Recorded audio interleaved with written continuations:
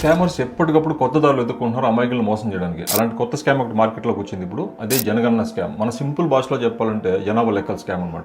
జనాభా లెక్కల కోసం గవర్నమెంట్ రిప్రజెంటేటివ్లు వస్తారు. మీ పేరు, mobile number, pan card, Aadhaar card లాంటి డీటెయిల్స్ అన్ని అడుగుతారు. ఇందులో స్కామ్ ఏముంది అనుకుంటే మీరు ఖచ్చితంగా డేంజర్లో పడ్డట్టే. నిజంగా జనాభా లెక్కల కోసం వచ్చేవాళ్ళు మీ పర్సనల్ డీటెయిల్స్ అన్ని ఎప్పుడు అడగరు అనమాట. చాలా బేసిక్ డీటెయిల్స్ మాత్రం అడిగి తెలుసుకుంటారు. లైక్ మీ పేరు, మీ ఇంట్లో ఎంతమంది ఉంటారు, ఫ్యామిలీ హెడర్, సంపాదించే పర్సన్ ఎవరు, ఓన్ హౌసా, రెంటెడ్ హౌసా, ఒకవేళ ఓన్ హౌస్ అయితే ఎప్పుడు కన్స్ట్రక్ట్ చేశారు లాంటి చాలా బేసిక్ అండ్ సింపుల్ క్వశ్చన్స్ మాత్రం అడుగుతారు. మహా అయితే కమ్యూనికేషన్ కోసం మీ మొబైల్ నెంబర్ ఆ ఈమెయిల్ ఐడికి మాత్రం తెలుసుకుంటారు అనమాట. అలా కాకుండా పాన్ కార్డు, ఆధార్ కార్డు లాంటి మీ పర్సనల్ డీటెయిల్స్ ఏదైనా ఇండివిజువల్ డీటెయిల్స్ అడిగితే ఖచ్చితంగా స్కామర్స్ అని గుర్తుంచుకోండి. ఒకవేళ తెలియకుండా ఈ డీటెయిల్స్ మీరు షేర్ చేస్తే మీ నేమ్తో మీకే తెలియకుండా న్యూ సిమ్ కార్డ్స్ తీసుకోవచ్చు, లోన్స్ అప్లై చేయొచ్చు.